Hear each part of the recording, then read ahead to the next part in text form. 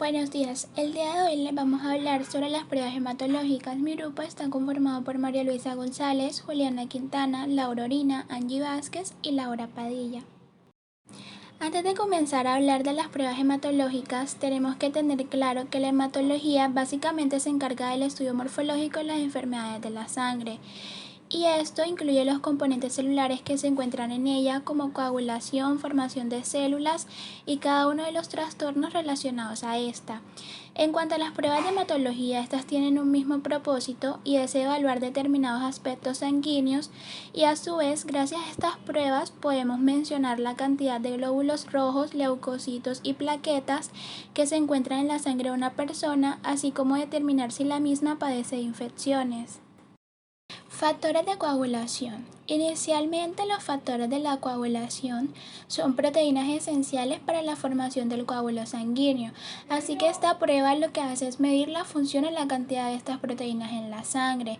Dichos factores se denominan mediante números romanos o por nombres. Unos ejemplos pueden ser el fibrinógeno, la protombina, la hemofilia A, entre otros. En caso tal que cualquiera de los factores falte o sea defectuoso, se puede producir un sangrado abundante y descontrolado después de una herida. Es por esto que resulta necesario realizar esta prueba cuando se ha presentado un sangrado prolongado o inexplicable, incluso cuando los resultados de las pruebas del tiempo de protombina o del tiempo de tromboblastina parcial estén alterados. Más adelante se explicarán estas dos pruebas. Ahora bien, si los resultados del paciente muestran que un factor de la coagulación falta o no funciona bien, es probable que presente algún tipo de trastorno hemorrágico, y dicho trastorno depende del factor afectado. Prueba de velocidad de sedimentación globular o VSG. Esta es una prueba de sangre muy utilizada para detectar alguna inflamación o infección en el organismo. Lo que hace es medir la velocidad de la separación entre los glóbulos rojos y el plasma por la acción de la gravedad. Cuando hay un proceso inflamatorio en el torrente sanguíneo, se forman proteínas que disminuyen la viscosidad de la sangre y aceleran la velocidad de sedimentación globular. Esto provoca como resultado una prueba alta que normalmente está por encima de 15 milímetros en el hombre y 20 milímetros en la mujer. De esta forma, esta prueba resulta un examen muy sensible, ya que consigue detectar fácilmente una inflamación. Sin embargo, es poco específica, ya que no es capaz de indicar cuál es el tipo, en qué sitio, cuál es la gravedad de la inflamación o infección que ocurre en el organismo. Para realizar esta prueba se tomará una muestra de sangre que será colocada en un recipiente cerrado y pues enseguida será evaluado cuánto tiempo le toma a los glóbulos rojos separarse del plasma y depositarse en el fondo del recipiente. Después de 1 hora o 2 horas, esta sedimentación será medida en milímetros y es por esto que el resultado es dado en milímetros por hora. En cuanto a los resultados, las situaciones que normalmente aumentan la prueba son infecciones virales o bacterianas, como por ejemplo gripe, sinusitis, amigdalitis, neumonía, infección urinaria o diarrea. Además de esto, es importante recordar que cualquier situación que altere la dilución o la composición de la sangre puede alterar el resultado del examen. Algunos ejemplos son el embarazo, diabetes, obesidad, insuficiencia cardíaca, etc. El examen de VSG bajo generalmente no indica alteraciones, sin embargo es importante recordar que existen situaciones que pueden mantener la VSG anormalmente baja y confundir la detección de inflamaciones o infecciones. Algunas de estas situaciones son la policitemia, también conocida como plétora, que ocurre por el aumento de glóbulos rojos o disminución del plasma sanguíneo. La leucocitosis severa, que es el aumento de glóbulos blancos en la sangre. Prueba de TPT o tiempo parcial de tromboblastina. Esta prueba mide el tiempo que tarda en formarse un coágulo de sangre. Normalmente cuando una persona se corta o sufre una herida que causa sangrado, unas proteínas de la sangre llamadas factores de la coagulación actúan de forma coordinada para formar un coágulo de sangre. Dicho coágulo evita la pérdida de una cantidad excesiva de sangre. En cuanto a los usos, inicialmente se usa para la identificación de una deficiencia de algún factor de la coagulación. Si la prueba está prolongada, se solicitan otras pruebas para identificar qué factores pueden ser deficientes o para determinar si el individuo produce algún anticuerpo dirigido contra algún factor de la coagulación. Segundo, detección de autoanticuerpos inespecíficos como el anticoagulante lúpico. Estos anticuerpos se asocian a episodios trombóticos y abortos de repetición. Por este motivo, la prueba constituye uno de los exámenes que se solicitan cuando una mujer tiene abortos de repetición. Y tercero, monitorización del tratamiento anticoagulante estándar con heparina. La heparina es un anticoagulante empleado para prevenir la formación de coágulos y por esto prolonga la prueba. Cuando se administra heparina es importante realizar una monitorización estricta, ya que se podría sangrar si se administra en exceso o se podría favorecer la formación de coágulos si se administra en cantidad insuficiente. Los resultados del tiempo de trombolastina parcial se expresan en segundos. Si el resultado está dentro del intervalo de referencia, que son de 25 a 35 segundos, se considera que el individuo coagula normalmente a pesar de que podría existir alguna deficiencia leve de alguno de los factores de la coagulación. Una prueba prolongada significa que la coagulación tarda más en producirse de lo esperado y puede ser debido a múltiples razones. A menudo puede ser que existe un déficit de un factor de la coagulación o un inhibidor específico o inespecífico que interfiere en la capacidad del organismo para formar coágulo. Las deficiencias de los factores de la coagulación pueden ser tanto hereditarias como adquiridas. Tiempo de sangría. Inicialmente, cuando se produce injuria tisular, quedan expuestos los componentes del subendotelio donde las plaquetas se adhieren y luego sangrean. Así que básicamente esta prueba se basa en esa propiedad y lo que hace es medir el tiempo que tarda en cohibir la salida de sangre provocada por una incisión realizada en los vasos superficiales pequeños. También está influenciada por factores técnicos que se deben estandarizar cuidadosamente, como la profundidad, la ubicación, la dirección de la incisión y también depende del tipo de piel del paciente y la habilidad de quien realice la prueba. Por último, se pueden emplear varias técnicas. Entre estas encontramos la técnica de Duke, que se realiza una incisión en el lóbulo de la oreja.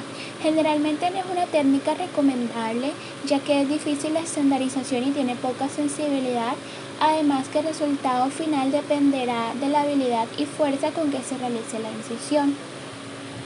También está la técnica de Ivy, que la incisión se realiza en el antebrazo, donde se ha colocado un esfigmomanómetro a una presión constante para llenar los capilares en forma homogénea y eliminar la variabilidad del tono capilar dependiendo de la tensión arterial del paciente. Esta es una prueba que se encarga de medir los niveles de ferritina en la sangre, la cual es una proteína que almacena el hierro en las células. Este viene siendo necesario para la producción de glóbulos rojos sanos, que como ya sabemos, se encarga de transportar oxígeno de los pulmones al resto del cuerpo. El hierro también es importante para la salud de los músculos y el funcionamiento tanto de la médula ósea como de los órganos. Como ya lo había mencionado, la cantidad de ferritina en la sangre está relacionada directamente con la cantidad de hierro almacenada en el cuerpo. El médico puede recomendar este examen si la persona tiene signos o síntomas de la anemia debido a la falta de hierro o anemia ferropénica. Y como sabemos, la anemia es una afección en la cual el cuerpo no tiene suficientes glóbulos rojos sanos. En cuanto a los resultados, el rango de los valores normales en hombres va de 24 a 336 microgramos por mililitro y en mujeres de 11 a 307. Cuanto más bajos sean los niveles de ferritina, incluso dentro del rango normal, lo más probable es que la persona no tenga suficiente hierro en el cuerpo. Pero este rango también puede variar ligeramente entre diferentes laboratorios. Entonces, un nivel de ferritina más alto de lo normal puede deberse a diferentes trastornos, como por ejemplo enfermedades hepáticas debido al abuso del alcohol, también por cualquier trastorno autoinmunitario, como por ejemplo la artritis reumatoidea o transfusiones frecuentes de glóbulos rojos. Al mismo tiempo, un nivel de ferritina más bajo de lo normal ocurre si la persona posee una anemia ferropénica, que es por niveles bajos de hierro en el cuerpo. Y este tipo de anemia puede deberse a diferentes factores.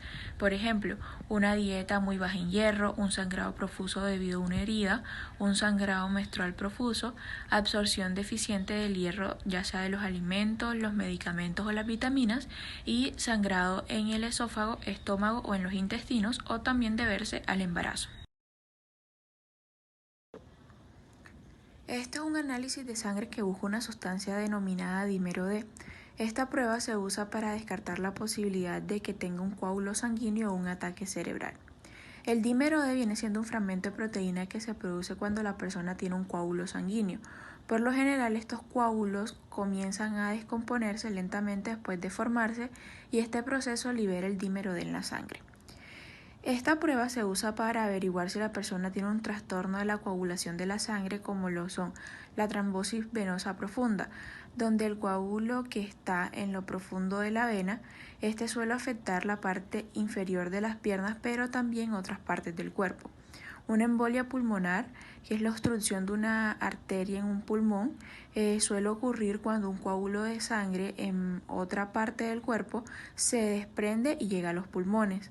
La coagulación intravascular diseminada causa coágulos sanguíneos en todo el cuerpo que provocan daño a los órganos y otras complicaciones más graves. Esta puede ser una consecuencia de traumatismos o de ciertos tipos de infección o de cáncer. Y por último, un accidente cerebrovascular, que es una obstrucción en el suministro de sangre al cerebro. En cuanto a los resultados, si estos muestran niveles bajos o normales de dímero D, significa que probablemente no tiene un trastorno de la coagulación de la sangre. El rango normal para el dímero D viene siendo menor de 0.5 microgramos por mililitro. Entonces, si los resultados muestran niveles de dímero D más alto de lo normal, va a significar que tal vez la persona tenga un trastorno de la coagulación de la sangre, pero no señala dónde está el coágulo ni qué tipo de trastorno de la coagulación posee. Además, los niveles altos de dímero D no siempre son causados por problemas de coagulación. Otras causas de los niveles altos de incluyen un embarazo, una enfermedad cardíaca o una operación reciente. Entonces, si los resultados del dímero D no fueron normales, el médico probablemente pide una prueba para hacer un diagnóstico.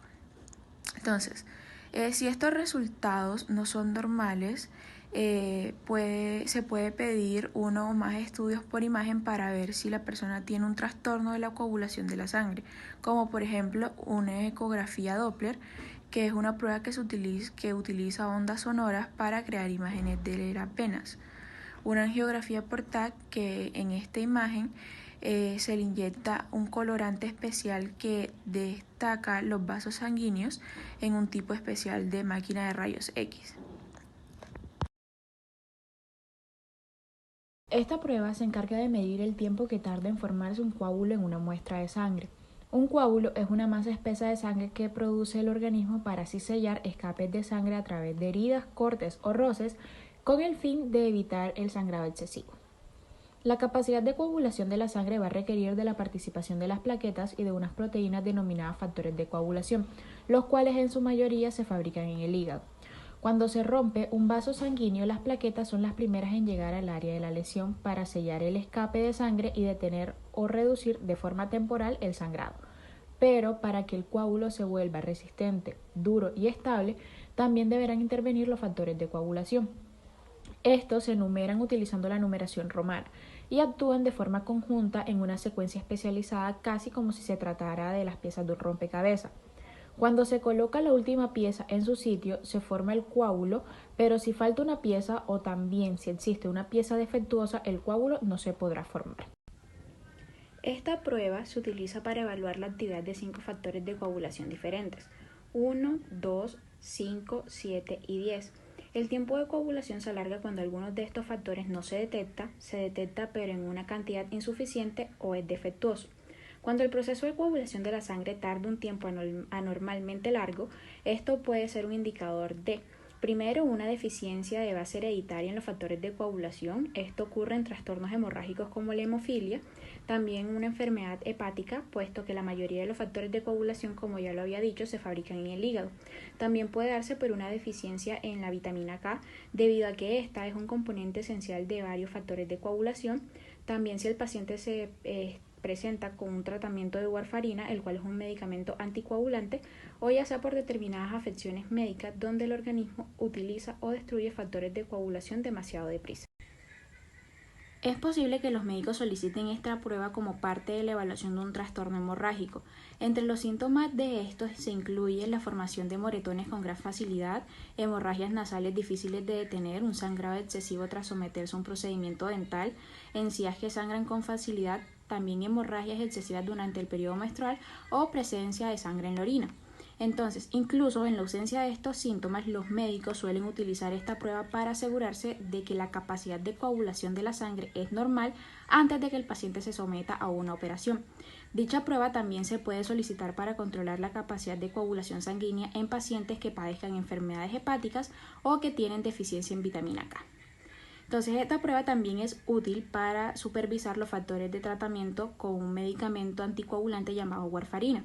Como sabemos, los anticoagulantes se suelen recetar para prevenir la formación de coágulos en pacientes que han sufrido infartos de miocardio o accidentes cerebrovasculares, o también a las personas que se le ha implantado válvulas cardíacas artificiales.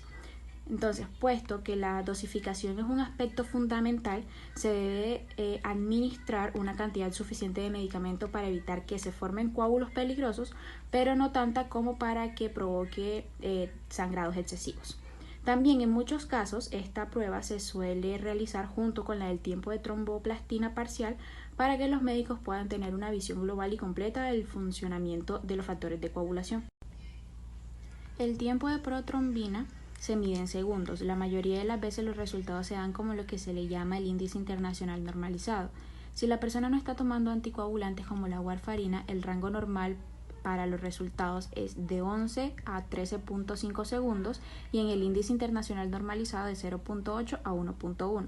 Algunos laboratorios utilizan distintas medidas o prueban muestras diferentes. Entonces, si la persona no está tomando anticoagulantes como el ya mencionado, un resultado del índice internacional normalizado por encima de 1.1 va a significar que la sangre está coagulando más lentamente de lo normal, y esto puede deberse a trastornos hemorrágicos, trastornos en los cuales la proteína que controla la coagulación de la sangre se vuelve demasiado activa por enfermedad del hígado o por niveles bajos de la vitamina K. Esta es una proteína producida por el hígado que ayuda a detener el sangrado al favorecer la formación de coágulos de sangre. Un examen de sangre se puede llevar a cabo para determinar qué tanto fibrinógeno tiene una persona en la sangre. El médico puede ordenar este examen si la persona tiene problemas con la coagulación de la sangre, como un sangrado excesivo. El rango normal es de 200 a 400 miligramos sobre decilitros, y también los rangos de los valores normales pueden variar ligeramente entre diferentes laboratorios. Los resultados anormales pueden deberse a que el cuerpo usa demasiado fibrinógeno, como en la coagulación intravascular diseminada, por deficiencia de fibrinógeno, que es adquirida después de nacer o es congénita, también por descomposición de la fibrina, que es la fibrinólisis, o por un sangrado excesivo como una hemorragia. Bueno, la prueba de hemoclasificación es una prueba en un laboratorio clínico que nos permite realizar la determinación del grupo sanguíneo y el factor RH del paciente. Sabemos que esto va a depender de las proteínas que se expresan en los glóbulos rojos del paciente y que estas son heredadas de los padres. En 1901 se demostró que los seres humanos teníamos distintos grupos sanguíneos de acuerdo al contenido de uno u otro aglutinógeno, que podrían ser de tipo A o tipo B, o también habían algunos que no presentaban ninguno de estos. También se determinó más adelante el factor RH, que está dado por el antígeno D.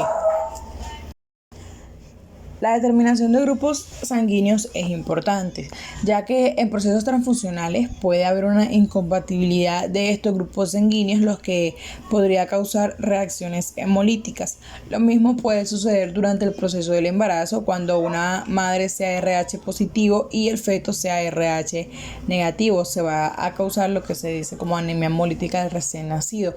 Por eso es importante realizar una determinación de el tipo de sangre o el grupo sanguíneo al que pertenece la persona. Bueno, para la realización de la prueba se va a tomar una muestra sanguínea y se va a utilizar la técnica de hematoaglutinación, utilizando un suero anti-A y un suero anti-B. También se va a utilizar un suero de RH o denominado suero anti-D. Entonces, primeramente, ¿qué se va a hacer? Se va a tomar la muestra de sangre y se va a mezclar con los anticuerpos de tipo A y de tipo B. Entonces, esta muestra se va a revisar a ver si se presenta aglutinación. Si hay aglutinación, quiere decir que la sangre reaccionó con uno de los anticuerpos. El segundo paso se llama prueba inversa, que la parte líquida de la sangre, es decir, el suero, se mezcla con la sangre que debe pertenecer al tipo A o al tipo B. Las personas con sangre tipo A tienen anticuerpo anti-B y las personas con sangre tipo B tienen anticuerpo anti-A. Y el tipo de sangre O pues tiene los dos anticuerpos. Para la determinación del RH se utiliza un método similar. Sin embargo, para este no se va a utilizar el suero anti-A o anti-B, sino el suero RH o también denominado anti-D. Y pues vamos a revisar lo mismo si hay aglutinación. En la diapositiva pueden observar una imagen de una prueba de hemoclasificación realizada con el método que estamos explicando.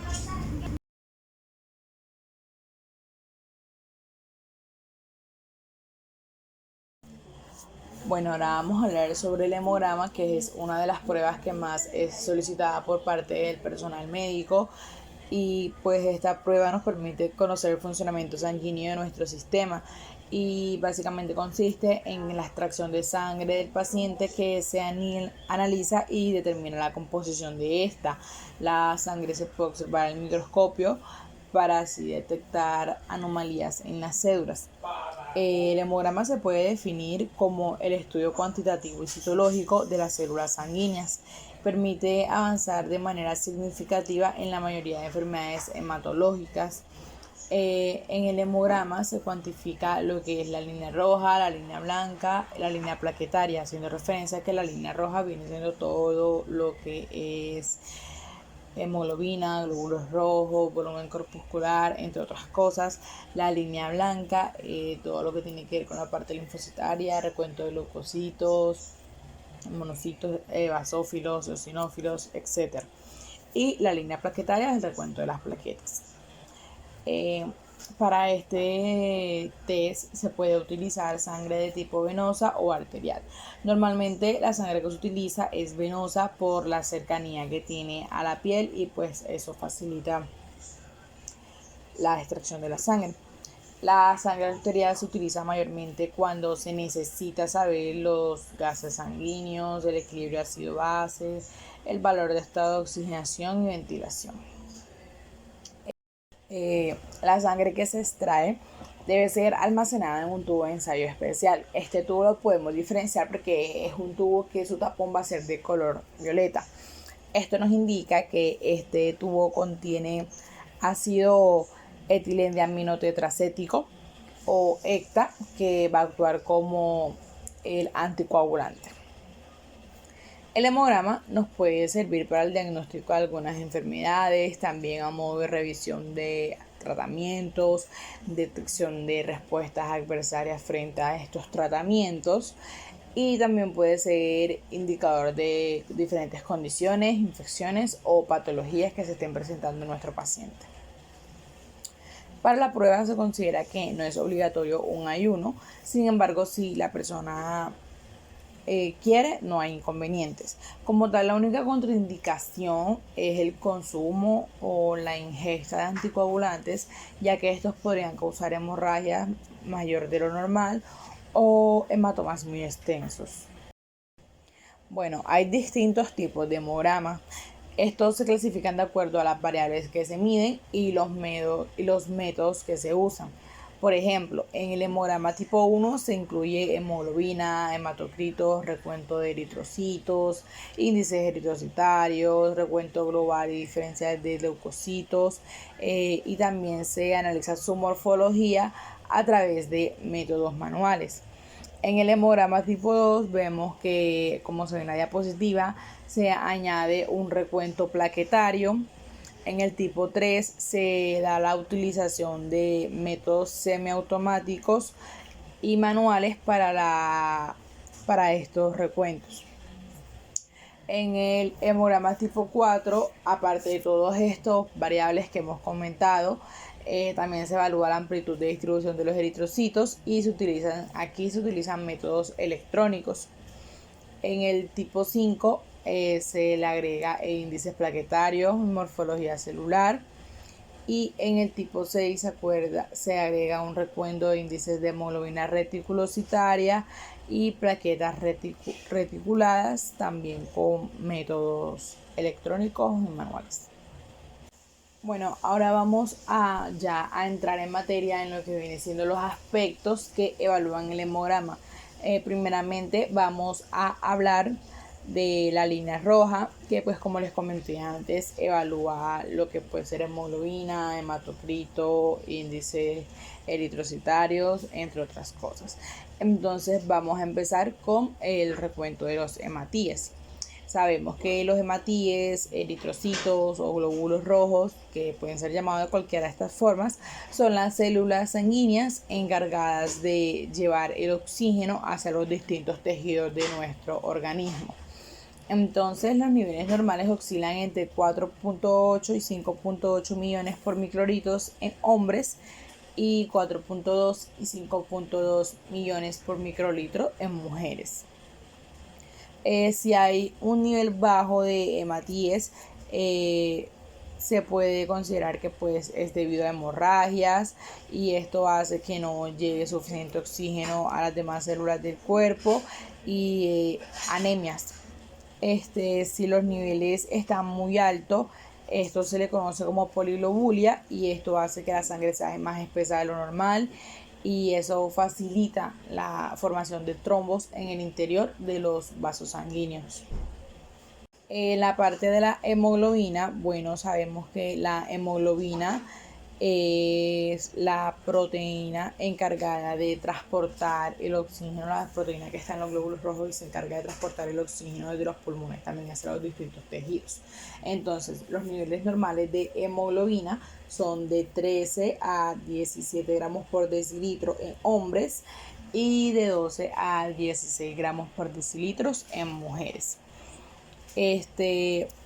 Cuando hay niveles bajos, la cantidad de hemoglobina es proporcional al número de glóbulos rojos o hematíes, por eso los estamos hablando de manera continua.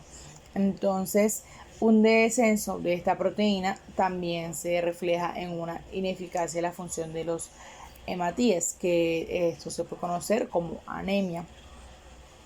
Y niveles altos también pueden contribuir a la aparición de poliglobulia, que como les comenté puede provocar un aumento de los trombos, y también se llama policitemia. Bueno, ahora vamos a hablar de lo que viene siendo el hematocrito. El hematocrito lo podemos definir como la cantidad de glóbulos rojos que hay en la sangre respecto al total de sangre. Entonces, pues sabemos que en la sangre no solamente circulan glóbulos rojos, sino que también tenemos plaquetas, también tenemos la parte leucocitaria. Entonces, el hematocrito es el porcentaje como tal de los glóbulos que ocupan entre ese total de sangre. Es un valor porcentual y nos permite determinar si la cantidad de glóbulos rojos en la sangre es la adecuada o no. También puede servir pues para diagnosticar alguna patología que requiera tratamiento y hacerle seguimiento a estos. Entonces, los niveles de hematocrito en hombres son del 41 al 53% y en mujeres de 36 a 46%. Si esto está por debajo, tenemos menos glóbulos rojos de lo que debería ser, se considera anemia, y si están por encima, si es demasiado elevado este nivel, es policitemia. El recuento de hematocrito, el porcentaje de hematocrito que sea demasiado bajo, puede indicar, como dije, anemia, que puede estar asociada a problemas como de alimentación, sangrado digestivo o otras patologías hematológicas. Y si es demasiado alto, lo que se tendrá que evaluar es con pruebas que confirmen la causa de este. Entonces vamos a hablar del volumen corpuscular medio. Este volumen corpuscular medio, de una manera sencilla, podemos decir que corresponde al tamaño de los glóbulos rojos. Este nos sirve para diferenciar las anemias en macrocíticas y en microcíticas, entendiendo como macro grande y micro pequeño. Quiere decir que las anemias macrocítricas van a ser aquellas que en lo que el volumen, el tamaño de los glóbulos rojos es más grande, es más grande de lo normal, o sea que el volumen corpuscular medio está elevado, y microcíticas que pues es más pequeño o más bajo. Entonces, los valores normales de estos son de 88 a 100 femtolitros por hematía. Los niveles bajos pueden estar originados por anemias o talasemias, y los niveles altos pueden ser por un déficit de vitamina B12, ácido fólico o por trastornos hepáticos. Bueno, la hemoglobina corpuscular media. Esta es la cantidad media o promedio de hemoglobina que se presenta en cada hematía. Este nos permite clasificar las anemias en hipocrómicas e hipercrómicas. Los valores normales de estas se encuentran entre 27 y 33 picogramos. Los niveles bajos, lo más común es que sea por déficit de hierro, y los niveles altos, como también sucede con el volumen corpuscular, puede ser por déficit de vitamina B12. Aparte de la hemoglobina corpuscular media, en el hemograma se refleja un valor que es la concentración de hemoglobina corpuscular media, es decir, la medida es como suena redundante, pero la medida de la concentración de hemoglobina en un volumen determinado de glóbulos rojos. Es decir, la hemoglobina corpuscular es de cada hematía y esta es de un volumen o un grupo.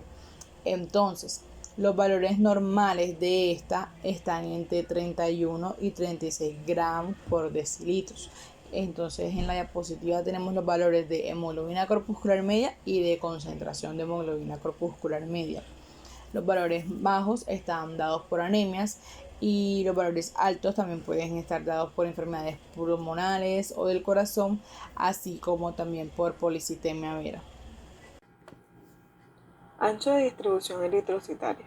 El rango normal oscila entre 11.5 a 15.1. A los niveles que no estén dentro del rango normal los denominaremos anisocitosis. Además, en los niveles bajos podemos ver que están dados por deficiencia de vitamina B12 y ácido fólico. Se denomina también isocitosis a los niveles bajos y ocurre cuando la anemia, que está provocada por alguna enfermedad crónica como la del hígado, problemas renales, VIH, cáncer o diabetes.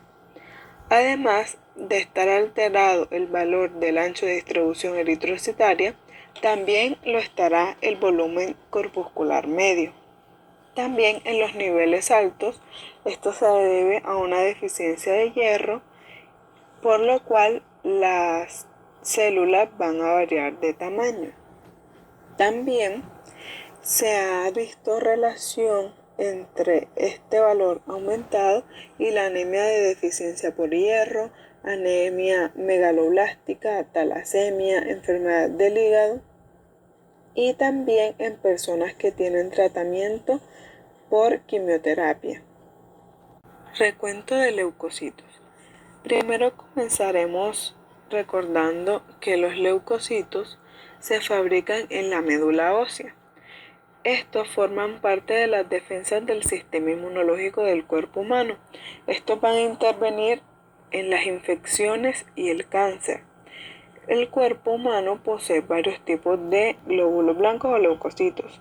Estos son los neutrófilos, los eosinófilos, los monocitos, los basófilos y los linfocitos. El valor normal de los leucocitos en sangre oscila entre 4.500 a 10.000 células por milímetro cúbico.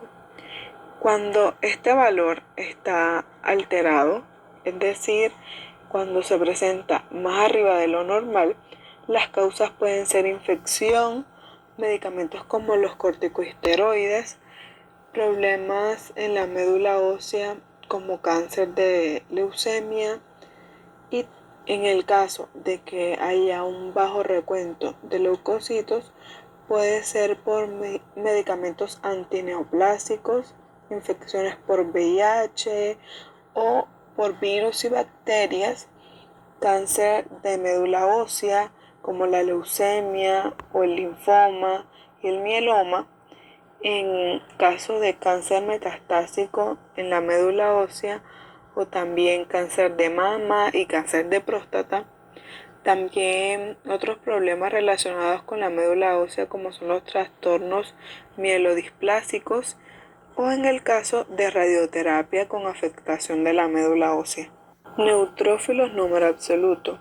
Los neutrófilos son un tipo de glóbulos blancos granulocitos o también llamados neutrófilos polimorfonucleares, y también un tipo de fagocito. Son la principal defensa del cuerpo humano contra las infecciones bacterianas y micóticas.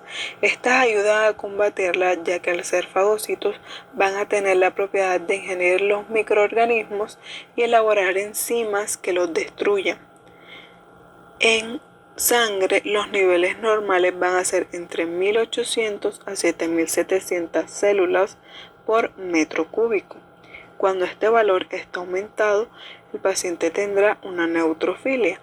Esto puede estar dado por infecciones, lesiones, trastornos inflamatorios y ciertas leucemias. En el caso contrario de que este valor esté disminuido, esto puede darse por forunculosis, neumonía o septicemia. Neutrófilos porcentaje. El valor normal oscila entre 40 a 70%. Cuando este nivel esté disminuido, se considera que el paciente tendrá una neutropenia.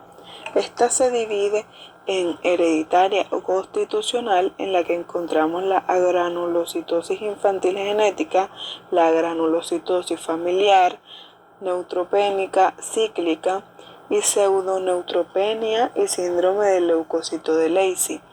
Mientras que en la neutropenia adquirida, esta puede ser adquirida por drogas, radiaciones, preleucemias, sepsis bacteriana severa, anemia megaloblástica e infecciones virales, bacterianas y por protozoos. Y en el caso de que este valor esté aumentado, puede darse una neutrofilia aguda o crónica. En el caso de la neutrofilia aguda, puede darse por infecciones bacterianas agudas y algunas infecciones por virus. También por drogas, hormonas o toxinas como la epinefrina, la endotoxina, la serotonina y la histamina.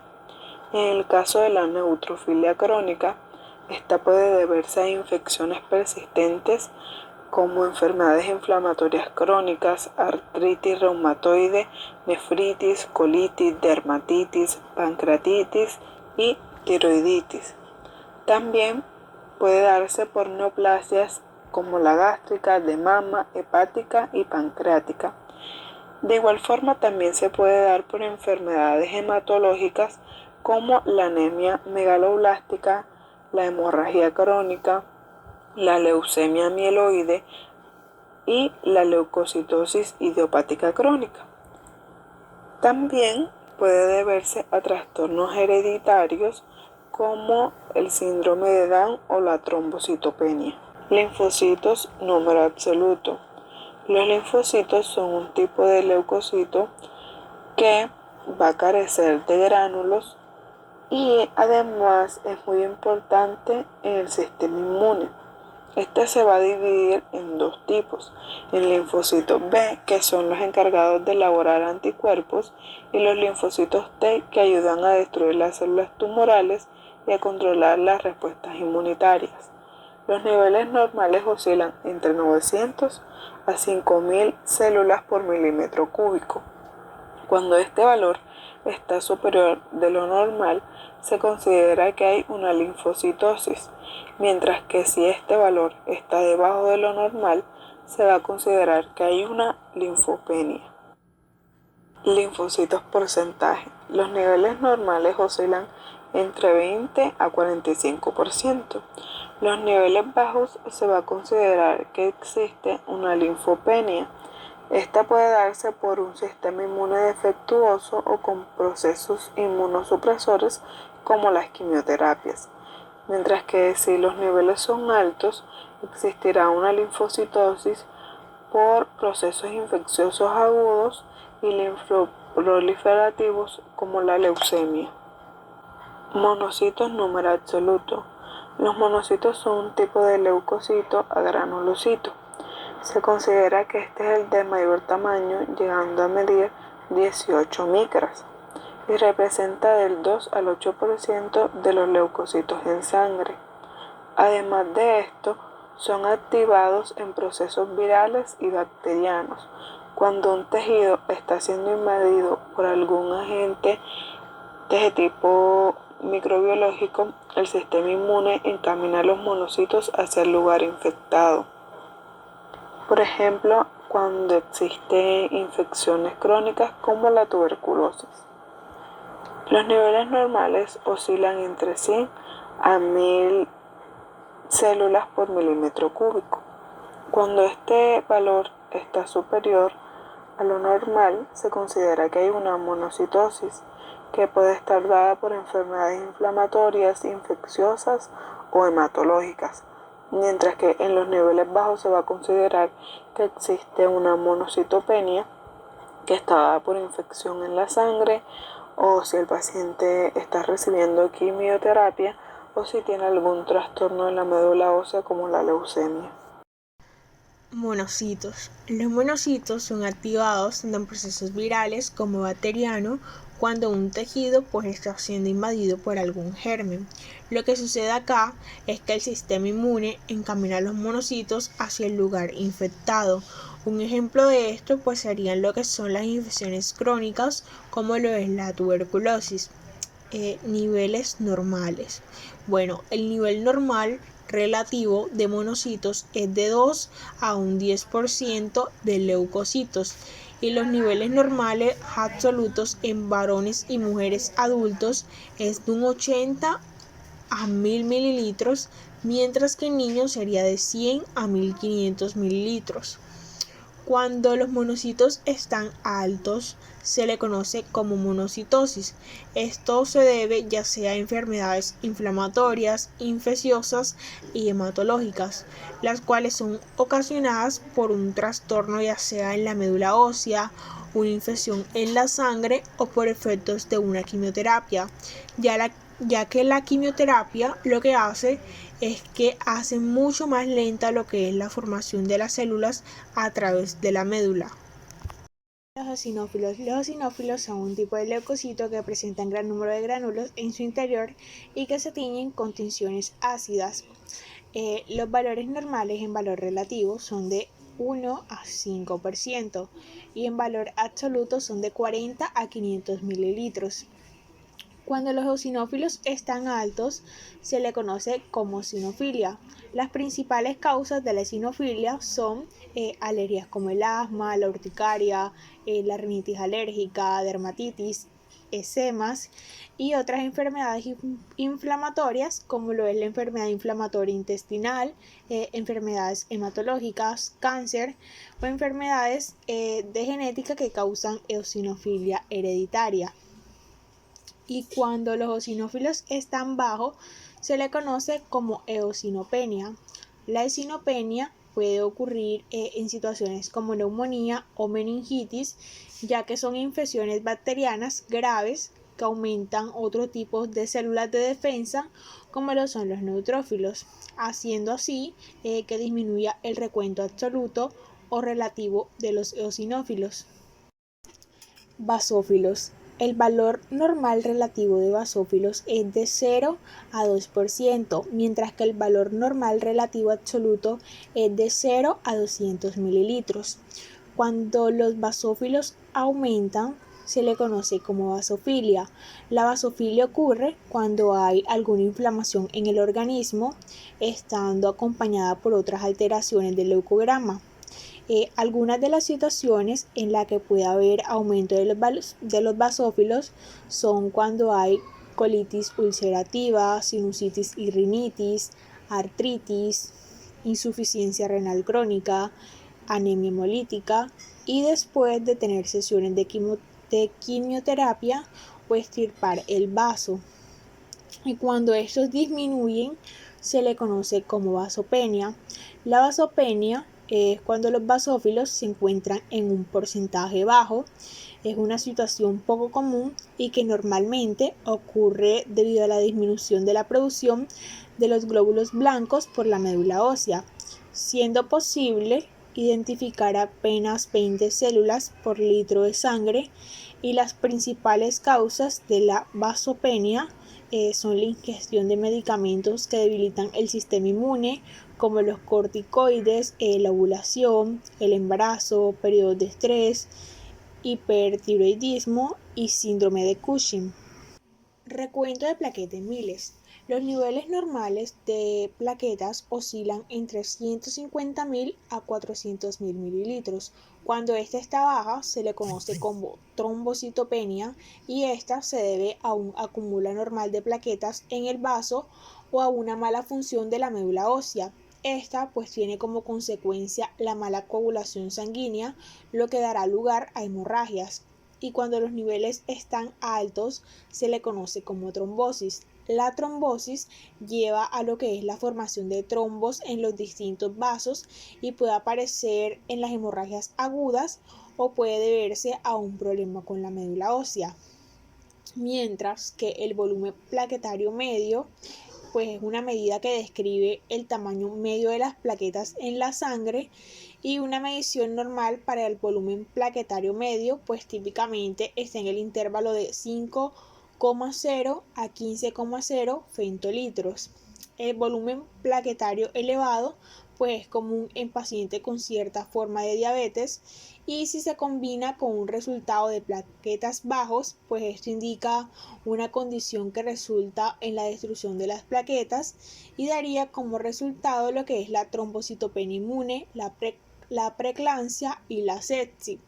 Y si se combina con un recuento de plaquetas normal, esto indica que la persona puede tener leucemia mieloide crónica o hipertiroidismo. Y el volumen plaquetario medio bajo con valor plaquetario bajo pues indica anemia, y también en proceso de quimioterapia o fármacos fuertes el volumen plaquetario bajo pues con valor plaquetario normal indica lo que es una insuficiencia renal, y cuando el volumen plaquetario medio pues está alto, esto indica que la persona puede tener una inflamación o algún tipo de cáncer.